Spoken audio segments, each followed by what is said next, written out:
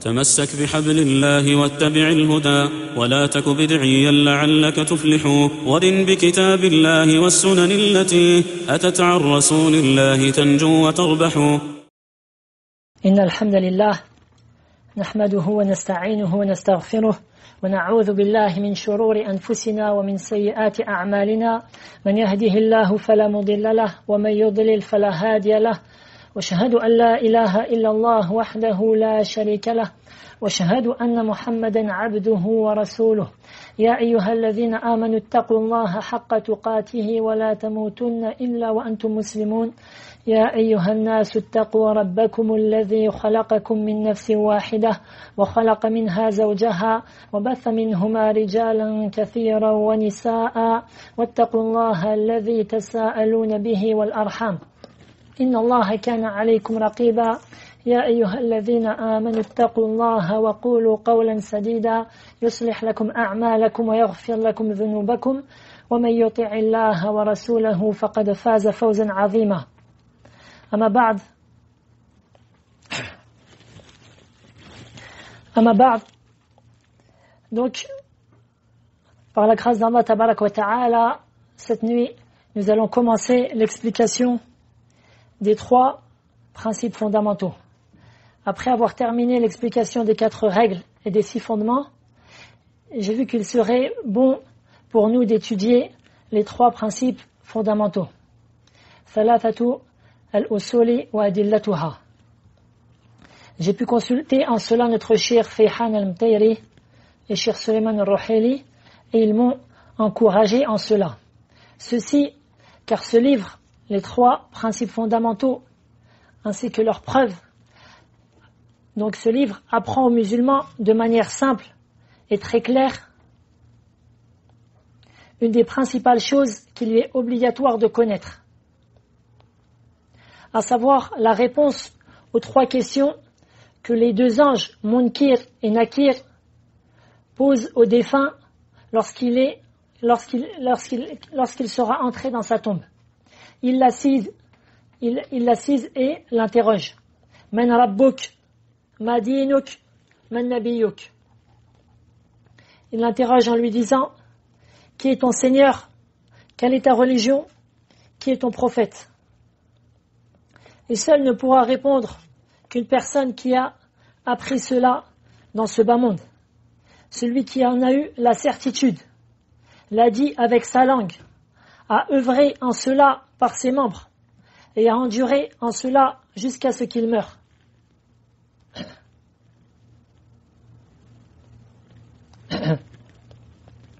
Dans ce livre, nous allons apprendre la réponse à ces 3 illustres questions de manière détaillée, afin de purifier notre croyance, mais aussi afin d'apprendre comment bien mettre en application cela dans notre vie. Et bienheureux celui qui répondra bien à ces 3 questions dans sa tombe.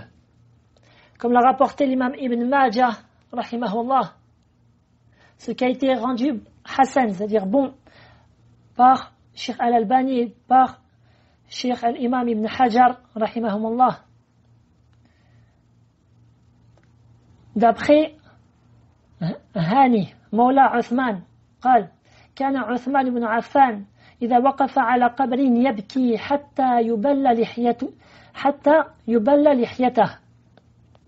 Hani nous apprend que Uthman ibn Affan, radiyallahu anhu, qui est le 3e calife bien guidé et qui est le 3e meilleur des compagnons du prophète sallallahu alayhi wa sallam, après Abu Bakr Siddiq et Omar ibn al-Khattab. Donc, il nous dit que Uthman ibn Affan était tel que lorsqu'il c'est-à-dire lorsqu'il était devant une tombe, alors il pleurait. Il pleurait au point où sa barbe devenait trempée, c'est-à-dire elle était trempée, pleine de larmes de ses yeux. فقيل له تذكر الجنة والنار ولا تبكي وتبكي من هذا. une personne lui dit, on te rappelle, ou tu rappelles le paradis et l'enfer, et tu ne pleures pas. Tandis que tu pleures devant cela, c'est-à-dire devant la tombe. قال إن رسول الله صلى الله عليه وسلم قال إن القبر أول منازل الآخرة فإن نجا منه فما بعده أيسر منه وإن لم ينج منه فما بعده أشد منه. À ce moment-là, Uthman ibn Affan dit, radiyallahu anhu, certes, le messager d'Allah, sallallahu alayhi wa sallam, a dit, la tombe est la première demeure de la vie dernière.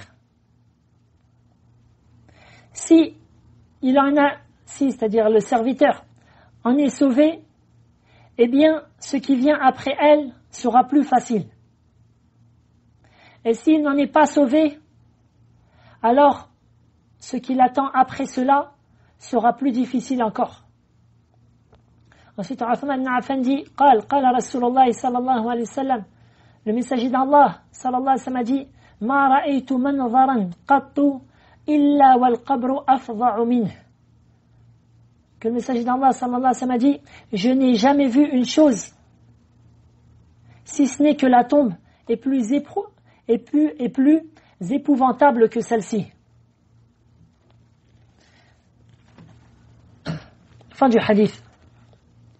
Et donc, bienheureux celui qui répondra bien aux trois questions, comme nous l'a rapporté l'imam Ahmad ibn Hanbal et l'imam Abu Daoud dans ses sunan, ce qui a été rendu authentique par Sheikh Al-Albani dans un long hadith, où donc le serviteur sera interrogé. On lui dira,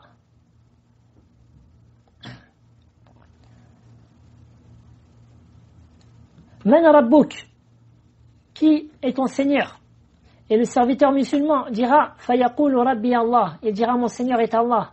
Fayaqulani lah, les deux anges lui diront, Ma dinuk, quelle est ta religion? Fayaqulu dinil Islam, il dira, ma religion est l'Islam. Fayaqulani lah, Ma hadha ar-rajulu alladhi bu'itha fikum. Que dis-tu de cet homme qui a été envoyé vers vous? C'est-à-dire, le prophète sallallahu alayhi wa sallam, قال فيقول هو رسول الله. Il dit, c'est le messager d'Allah.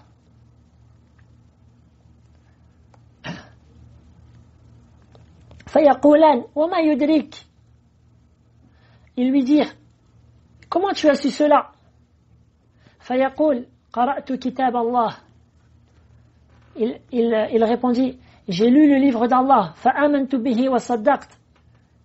J'ai cru en celui-ci et j'ai rendu véridique ce qui s'y trouve, c'est-à-dire dans le livre d'Allah. Ensuite, le prophète sallallahu alayhi wa sallam dit, فَذَلِكَ قُولُ اللَّهِ عَزَّ وَجَلُّ يُثَبِّتُ اللَّهُ الَّذِينَ آمَنُوا. Allah Ta'ala affermit le cœur des croyants. قال فَيُنَادِي مُنَادٍ مِنَ السَّمَاءِ. Un appeleur du ciel dit, An qad sadaqa abdi. Certes mon serviteur a dit vrai. Fa'afrishuhu min al-jannah. Placez-le sur un lit du paradis. Waftahu lahu baban ila al-jannah. Ouvrez-lui une porte vers le paradis. Wa albisuhu min al-jannah. Vêtissez-le de parure du paradis. قال فيأتيه من روحها وطيبها قال ويفتح له فيها مد بصره. Il sentira alors de son parfum, c'est-à-dire du parfum du paradis, alors qu'il est encore dans sa tombe. On lui ouvrira ainsi, c'est-à-dire une porte vers le paradis qu'il verra à perte de vue. Donc, bienheureux celui qui répondra bien à ces questions-là. Et le hadith il est plus long que cela, mais je l'ai résumé. Donc la bonne compréhension de ces trois principes fondamentaux est donc essentielle pour le musulman. Et ce livre, par la grâce d'Allah Ta'ala, nous apprend cela. C'est un livre que, par la grâce d'Allah, j'ai pu étudier plusieurs fois avec un Cheikh Abu Hazim Al-Qahiri et Cheikh Salih Al-Husaymi et Cheikh Abdel Razzaq Al-Badr dans un séminaire à distance. Et dans certains de ses cours, lorsqu'il expliquait cela dans la mosquée du prophète sallallahu alayhi wa sallam. De plus, j'ai pu lire et écouter d'autres explications. Et c'est un livre qui est très très riche en bénéfices et plein de sciences. La méthodologie que je suivrai dans l'explication est de la sorte. J'ai partagé le livre en plusieurs parties. Pour chaque partie, un cours sera dispensé. Et j'essaierai de donner ce qui m'est facilité pour chaque partie, de sorte que le cours soit dans les tranches de 30 à 40 minutes, Inch'Allah. Et j'insisterai plus sur les sujets qu'on n'a jamais étudiés auparavant. Et je passerai plus vite sur ce qu'on a déjà vu à travers les cours précédents. Wa billahi tawfiq. Donc le livre s'appelle Thalathatu al-usuli wa adillatuha. Ceci est en réalité son nom authentique. Son nom authentique est Al-Usul al-Thalatha. En réalité, l'auteur, il a un livre aussi qui s'appelle Al-Usul al-Thalatha, qui est plus, c'est-à-dire plus simple que celui-là. Et plus, c'est-à-dire, la parole, elle est plus brève. D'accord? Al-Usul, c'est le jam' de asl. C'est-à-dire que al-usul, c'est le pluriel de asl. Et al-asl, dans la langue arabe, ceci signifie ma yubna alayhi ghayruhu, hissan aw ma'nan. C'est-à-dire dans le sens en français, ceci signifie c'est ce qui est bâti sur celui-ci. Ou on peut dire ce sur quoi pose une chose, que celle-ci soit palpable ou figurée. Par exemple, une chose palpable, les fondements d'une bâtisse. Qu'est-ce que sont les fondements d'une bâtisse? Ce sont ses piliers. Et de manière figurée, ma huwa aslul ibn, c'est-à-dire la base de l'enfant, c'est qui? C'est son père, car il provient de lui, c'est-à-dire c'est la progéniture de son père. Voilà pour cela. Et ce qui est voulu donc par ce titre-là, qu'on a traduit par les trois principes fondamentaux, ce sont les trois principes fondamentaux et leurs preuves sur lesquelles repose la sauvegarde et la réussite du musulman dans sa tombe. Donc voilà pourquoi ce livre a été appelé comme cela. Ensuite, l'auteur dit Bismillahir-Rahmanir-Rahim, qu'on peut traduire par dans le sens au nom d'Allah, le tout miséricordieux, le très miséricordieux. L'auteur a débuté par ce qu'on appelle al-basmala, donc cette longue phrase Bismillahir-Rahmanir-Rahim. Elle est nommée par al-basmala, tout comme par exemple la hawla wa la quwwata illa billah. Cette longue phrase, elle est nommée par al-hawqala. Il y a d'autres exemples. Donc l'auteur a débuté par cela en prenant pour exemple le livre d'Allah Tabarak wa Ta'ala, car comme on le sait tous, le livre d'Allah débute par Bismillahir-Rahmanir-Rahim. De plus, il a pris en exemple le messager d'Allah sallallahu alayhi wa sallam, qui lorsqu'il envoyait ses lettres aux rois et aux empereurs, alors il ordonnait celui qui écrivait à sa place de débuter la lettre par Bismillahirrahmanirrahim. Et ce qui est voulu par cela, c'est la demande d'Allah, c'est-à-dire qu'on demande à Allah Ta'ala son aide. Et on demande sa bénédiction. C'est-à-dire on demande, l'auteur par cela a demandé l'aide d'Allah dans l'écriture de ce livre. Et il a demandé qu'Allah Ta'ala fasse de ce livre, qu'Allah Ta'ala mette la bénédiction dans ce livre. Ainsi, il est bon pour le musulman, lorsque, avant d'écrire une lettre, ou avant d'écrire, ou au début d'une lettre, au début d'un livre, ou au début d'une écriture qu'il veut écrire, alors il commence par Al-Basmala. Ensuite, l'auteur dit اعلم رحمك الله أنه يجب علينا تعلم 4 مسائل.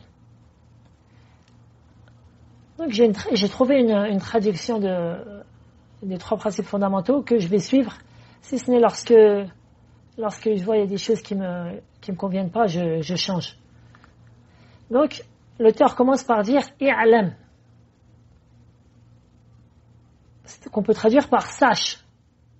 I'lam, c'est-à-dire sache. Et sachez, qu'Allah vous fasse miséricorde, que les savants utilisent cette parole i'lam, sache, avant de citer une chose d'une très grande importance, qui est en général obligatoire de connaître. Et ceci est pris de la parole d'Allah tabarak wa ta'ala, fa'alam annahu la ilaha illallah astaghfir dhanbik. Et ça, c'est-à-dire, ce verset, on va le voir dans le cours, Inch'Allah. Sache, Allah Ta'ala dit, sache que nul ne mérite d'être adoré si ce n'est Allah. Allah Ta'ala dit aussi, i'lamu anna Allah shadidul iqabi wa anna Allah ghafurur rahim. Sachez qu'Allah est dur en punition et qu'il est le pardonneur et très miséricordieux. Et dans de nombreux versets, Allah Ta'ala débute en disant i'lamu, sachez. Ensuite l'auteur dit i'lam rahimakallah, sache qu'Allah te fasse miséricorde. Qu'est-ce que veut dire rahimakallah? C'est-à-dire que c'est une demande qu'Allah te pardonne tes péchés antérieurs et qu'il te préserve dans l'avenir.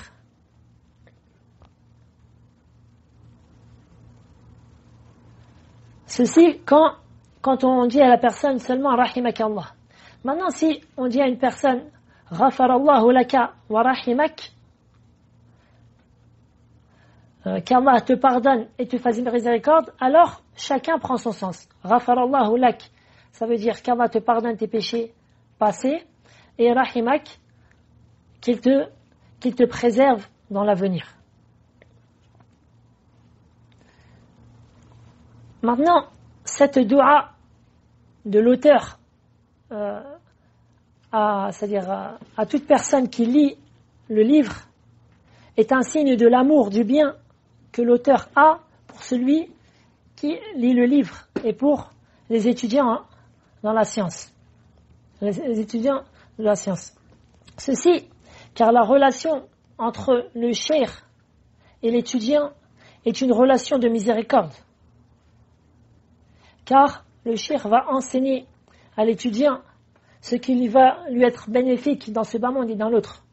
Et comme j'avais précité dans les premiers cours qu'on avait dispensés, c'est que les muhaddithin, les savants dans le hadith, avaient pour coutume de débuter l'enseignement du hadith à leurs nouveaux étudiants par le hadith célèbre عن عبد الله بن عمرو بن العاص رضي الله عنهما عن رسول الله صلى الله عليه وسلم أنه قال الراحمون يرحمهم الرحمن يرحم من في الأرض يرحمكم من في السماء. Les gens miséricordieux, le tout miséricordieux leur fera miséricorde. C'est-à-dire ceux qui sont miséricordieux dans ce bas monde, et ben le tout miséricordieux, Ar-Rahman, qui est Allah, il leur fera miséricorde. Ensuite, le prophète sallallahu alayhi wa sallam dit, faites miséricorde à ceux qui sont sur la terre, vous fera miséricorde celui qui est sur le ciel, c'est-à-dire Allah tabaraka wa ta'ala. Donc, voilà la première des raisons de commencer par une dua. De plus, il est bon, lorsque la personne désire enseigner une personne ou la conseiller, de débuter par une dua, car ceci attendrit le cœur. Ceci attendrit le cœur de celui à qui tu prodigues le conseil. Et ça l'aide à accepter le bon conseil. Comme le prophète sallallahu alayhi wa sallam a dit « Zadakallahu hirsan wa la ta'ud ». Dans le hadith célèbre, le prophète sallallahu alayhi wa sallam a dit aux compagnons qu'Allah t'augmente dans ton amour, dans ta recherche du bien.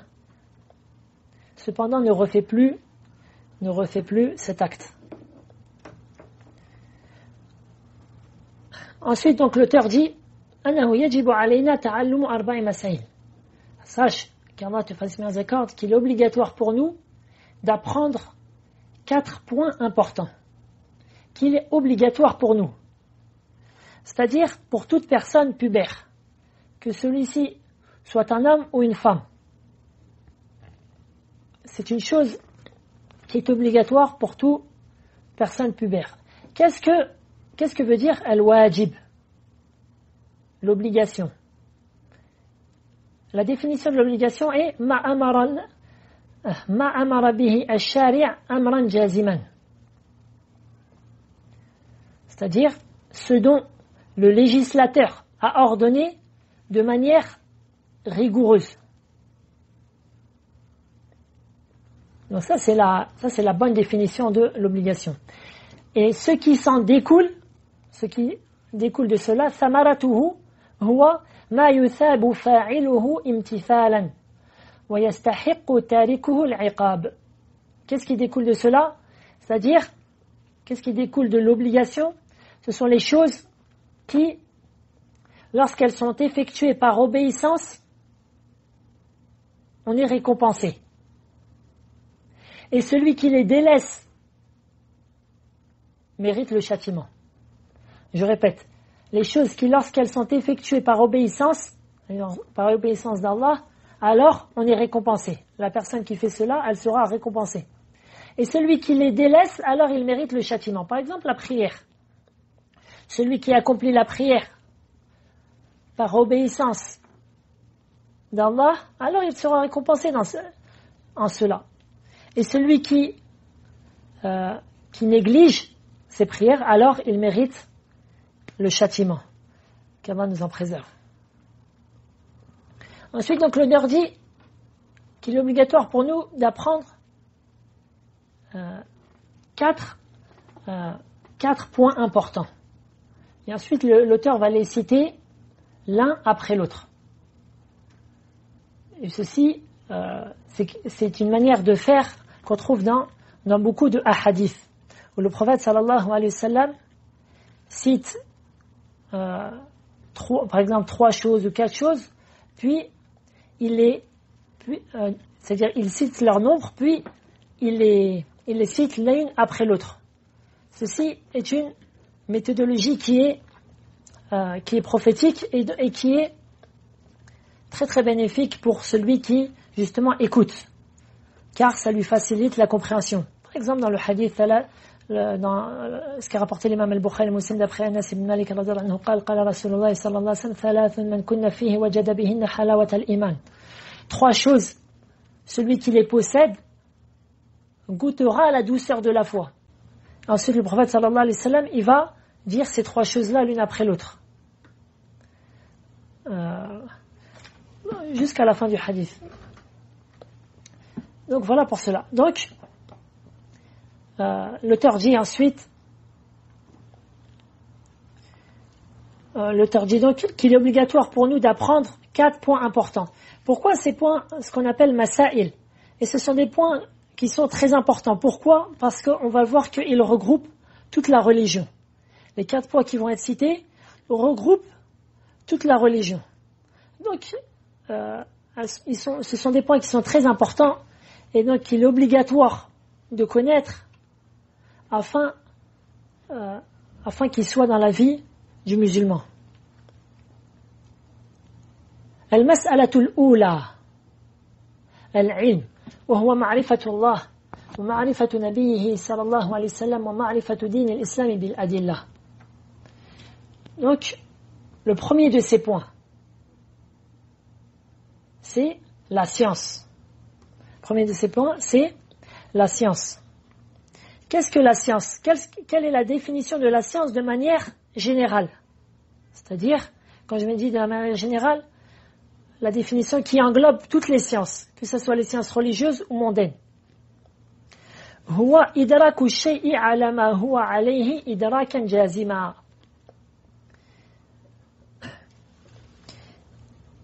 C'est le fait de concevoir une chose telle qu'elle est réellement, avec certitude. Je répète, le fait de concevoir une chose telle qu'elle est réellement avec certitude. Tel par exemple le fait qu'une personne sache parfaitement que 2 et 2 font 4. Donc il a une information et cette information elle est conforme à la vérité. Ou que la personne sache que le prophète sallallahu alayhi wa sallam est décédé à Médine. Donc tu as cette connaissance qui est correcte. Maintenant, qu'est-ce que la science dans la législation? La science dans la législation revient aux 3 choses que l'auteur a citées. Et ainsi il dit وَهُوَ مَعْرِفَةُ اللَّهِ وَمَعْرِفَةُ نَبِيِّهِ صلى الله عليه وسلم وَمَعْرِفَةُ دِينِ الْإِسْلَامِ بِالْأَدِلَّةِ. La première est la science, qui est la connaissance d'Allah, la connaissance de son prophète, sallallahu alayhi wa sallam, et la connaissance de la religion de l'islam avec les preuves. Voilà ce qu'est la science dans la législation.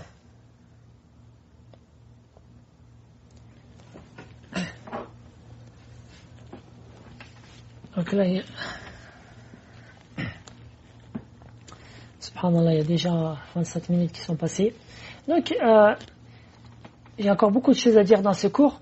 Donc, ces 3 choses-là, de toute façon, la connaissance d'Allah, la connaissance de son prophète et la connaissance de la religion de l'islam, ces 3 choses, c'est-à-dire tout ce livre tourne autour de ces 3 choses-là.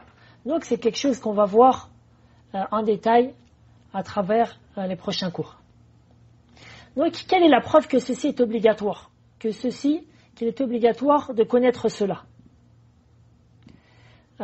L'auteur va à la fin donner une preuve qui nous montre l'obligation l'obligation des 4 points. Donc la preuve, elle va venir ensuite. Et l'auteur dit avec les preuves.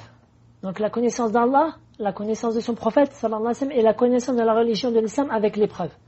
Ce qui est voulu avec les preuves, ceci revient à ces 3 fondements-là. C'est-à-dire la science, qui est la connaissance d'Allah avec les preuves. On doit connaître Allah Ta'ala avec les preuves. Et les preuves qui nous permettent de connaître Allah, ce sont les preuves al-adillatu as-sam'iyya, les preuves qui sont légiférées, c'est-à-dire les preuves qu'on trouve dans le Coran et dans la Sunna. De plus, al-adillatu al-aqliyya, les preuves qui sont d'ordre de la raison et qui nous permettent de connaître notre Seigneur. Tel le fait de méditer sur la création des cieux et de la terre et de ce qu'il contient. Celui qui médite cela augmentera dans sa foi en Allah Ta'ala et augmentera dans la certitude qu'Allah Ta'ala est unique et qu'il est le seul en droit d'être adoré. Et l'auteur donc a dit avec les preuves, c'est-à-dire la connaissance d'Allah avec l'épreuve, la connaissance de son prophète avec l'épreuve, la connaissance de l'islam avec l'épreuve. Ceci car le musulman doit connaître l'épreuve. Il lui est demandé de connaître l'épreuve dans ce qui est du domaine de la base de sa croyance. Tu ne peux pas dire, voilà, je suis un tel ou un tel dans la croyance de manière effrontée. Non, tu dois connaître l'épreuve de la base de ta croyance. La croyance en Allah, la croyance en son prophète et la connaissance de l'islam. Et ceci, on le voit bien dans le hadith, c'est-à-dire que j'ai précité, lorsque le mécréant sera présenté dans sa tombe, et donc lui aussi sera interrogé, et lorsqu'on lui dira qui est ton Seigneur, il dira la adri, c'est-à-dire je ne sais pas. Lorsqu'on lui demandera quelle est ta religion, il dira la adri, je ne sais pas. Lorsqu'on lui dira quel est cet homme vers qui a été envoyé vers vous, il dira je ne sais pas. Pourquoi il dit Certains savants disent car il sera effrayé devant les deux anges Munkir et Nakir qui ont eu un aspect qui fait peur. Et d'autres savants disent que pourquoi? Parce qu'il a déjà commencé à être châtié, qu'Allah nous en préserve. Et dans une version, il dira Sami'tu an-nas yaquluna shay'an faqultuhu. J'ai entendu les gens dire une chose, alors j'ai dit comme eux. Et cette version-là, cette deuxième version nous montre que dans la croyance, la base de la croyance, la personne se doit de connaître les preuves. Et c'est pour ça que tu trouveras les savants de l'islam, lorsqu'ils parlent, ils parlent en donnant des preuves. La preuve de cela est la parole d'Allah Ta'ala, la preuve de cela est la parole du prophète, sallallahu alayhi wa sallam, etc. Selon une bonne compréhension. La compréhension que le prophète sallallahu alayhi wa sallam, la compréhension que le prophète sallallahu alayhi wa sallam a laissée, ainsi que ses compagnons. Ensuite, donc l'auteur dit wal amalu bihi. Donc le deuxième point important est sa mise en pratique. C'est-à-dire, il ne suffit pas d'apprendre pour être sauvé. Cette connaissance doit former dans ton cœur une certitude. Et cette certitude doit en découler des bonnes actions et des bonnes paroles. Et ainsi, la personne met en pratique cela. C'est ça qu'Allah Ta'ala dit ittabi'u ma unzila ilaykum min rabbikum wa la tattabi'u min dunihi awliya. Au début de surat Al-A'raf, Allah Ta'ala dit suivez ce qui est le suivi, entre dedans bien sûr la mise en application. Suivez ce qui a été révélé de votre Seigneur et ne suivez pas en dehors de cela des alliés. وقال بعض أهل العلم علم بلا عمل كجسد بلا روح. Une science sans œuvre est comme un corps sans âme. وقال آخرون علم بلا أخلاق كشجرة بلا أوراق. C'est-à-dire une science sans bon comportement est comme un arbre sans feuilles. Il a été rapporté que Ali ibn Abi Talib radiyallahu anhu قال هتف العلم بالعمل فإن أجابه وإلى ارتحل. La science a appelé les bonnes actions. Soit ils vont répondre à cela, c'est-à-dire soit donc les bonnes actions seront présentes, ils auront répondu ils auront répondu à la science, sinon celle-ci disparaît. Et c'est ainsi que les plus prédécesseurs, ils mémorisaient, parmi les choses qui les aidaient à mémoriser la science, c'est justement leur mise en application. Tel que par exemple l'imam Ahmad ibn Hanbal, il dit qu'il n'a jamais écrit un hadith, si ce n'est qu'avant ceci, il l'a mis en application. Or c'est lui qui connaissait alf hadith, c'est-à-dire qu'il connaissait 1 million de hadiths. Ensuite, qu'est-ce que veut dire exactement 1 million? C'est-à-dire entre dedans les athar, c'est-à-dire les récits des compagnons, des successeurs. Et les muhaddithin, al-qudama, les muhaddithin, ils voyaient que chaque